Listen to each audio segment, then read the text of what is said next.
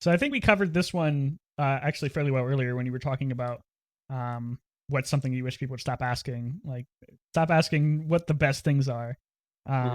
But what are some of the biggest misconceptions people do have about TFT?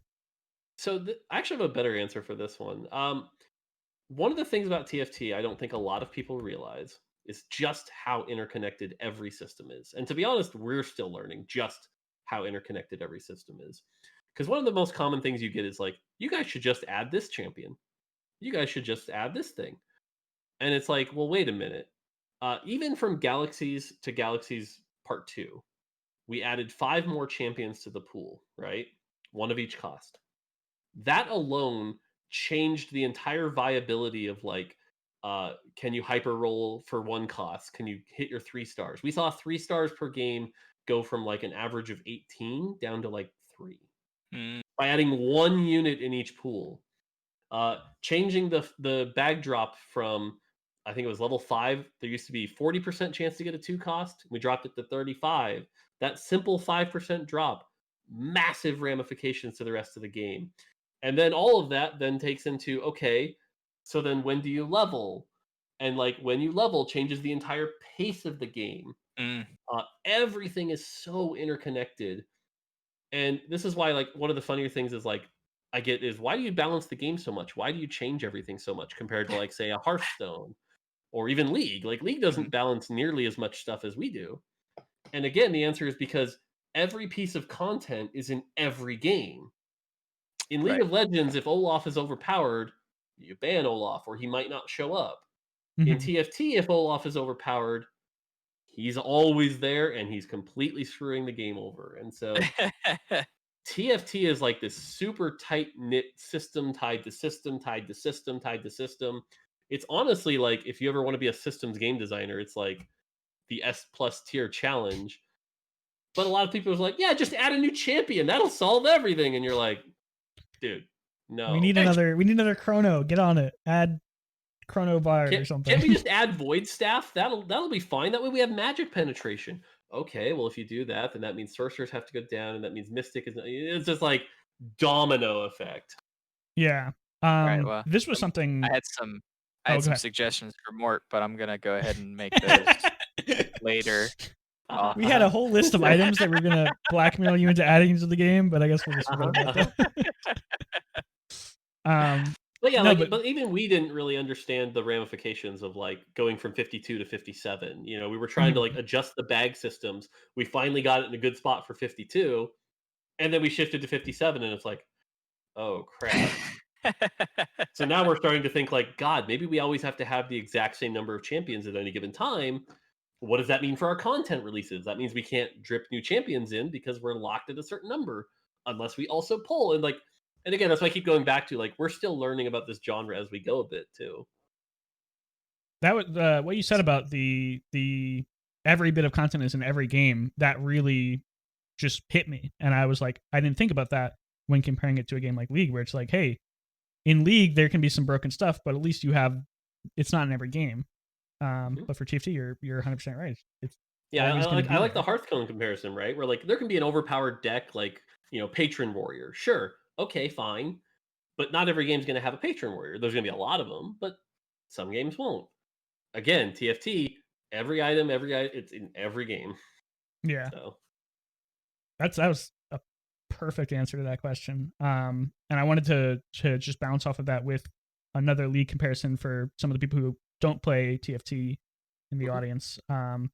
In League, we were talking about how even indirect changes can have massive effects on champions' win rates and popularity and stuff like that. And there was actually a post today. I don't know the name of the guy, but on Reddit, there's somebody who does a excellent interview every patch. He'll go down and he'll have like a win rate and play rate increase and decrease per patch. And at the end of that, he'll do all the ones that got changed. But at the end of that, he'll have like a little box at the bottom of all the champions who changed win rate but didn't receive any changes. And he writes his thoughts about it, but you can draw your own conclusions. But a lot of the times it's like, why did Annie become stronger? Is it because Cassiopeia was nerfed? Is it because this person, like, there's so many, and that's for League where there's only 10 champions a game. For TFT, I imagine it's like multiplied by 1,000. TFT is even worse because like in League you can be like win rate of champ high, bad. TFT you can't do that.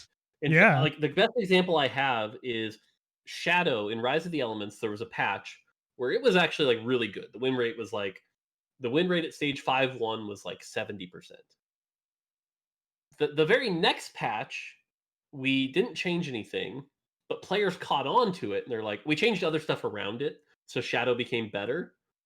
And players caught on to it and they learned they're like, oh, Shadow became like a really popular comp. Players were begging for a hot fix. The win rate went down. And the win rate went down because so many more people were playing it, and so many more Mm, people were playing it, which skews the averages and means a bunch of people are playing it wrong. And Yeah. mm, like when we look at the TFT data, there is so much you have to parse where it's like, I'll use Bard as a great example. Bard's win rate is atrocious. Does it mean he's bad? Hell no. It Because you means can't that see the so invisible many power he's people are providing you. chasing the yeah. dream of Yeah. Bard. I And love so now that. we've actually had to look at like we're getting like our data analysts are doing really good in adding new stuff here. Like we just got the ability to look at okay, if you have Bard in 2-1, what is the odds you top 4? What is the odds you top Mm, 1? And how does like yeah. his win rate might be 40%, but your odds to top 4 might be 62%. Mm-hmm. And it's like, what does that mean? Is he overpowered? Is he underpowered? And Right. like and again, that's why I keep going back to like it's so many intertwined decisions and systems that it's not as simple as like champ good.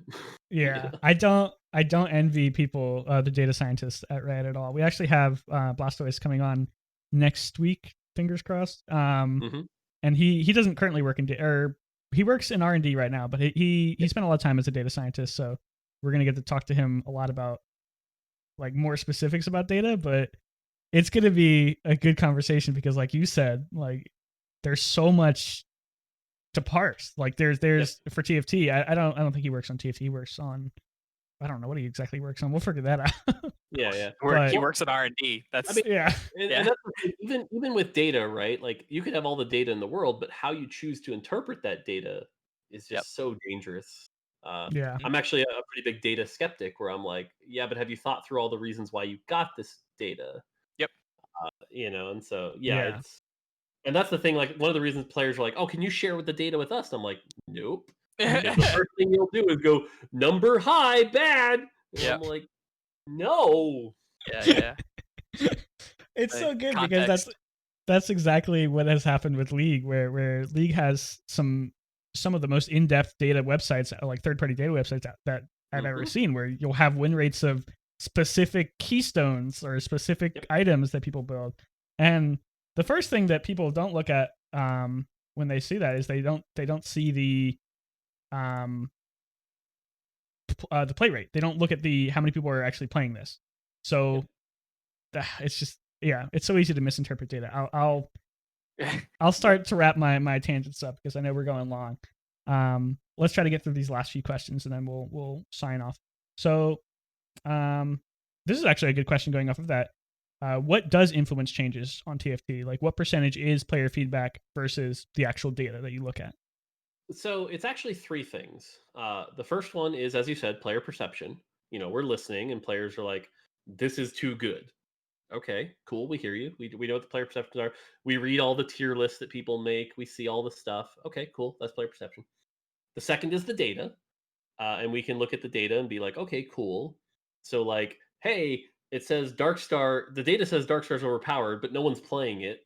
We should figure that out. And then the third is actually like design intention. And what I mean by that is like, hey, the designer had a vision for this when they made it. Is it living up to that vision? A great example of this was Singed in set 2, Rise of the Elements. The designer was always like, I want to have Singed running around tanking stuff and being poisonous. And players are like, he's overpowered. We should nerf his tankiness. And it's like, well, no. Designer vision was that he'd be a tank. So actually, we need to nerf his damage, stuff like that. And that's where you take those three things and you weigh them all together. And that's what you use to make decisions. Yeah, I think that it's definitely important to look at um, that because, like you said, if we just nerf his tankiness, you can't just nerf what's strong about every champion or every unit. because then you'll just end up with something milquetoast that's just like he's not really good at anything. He's sort of just there. Yep. So yeah, definitely. Yeah, a good Urgot's a point. great example of this because like everyone's like he shouldn't be able to one shot stuff, and it's like okay, well clearly the designer vision here is he one shot stuff. So the question is, how do we make him one shot stuff in a way that feels fair Mhm. or isn't like there are definitely things to improve there, but it isn't just like he shouldn't be able to one shot stuff.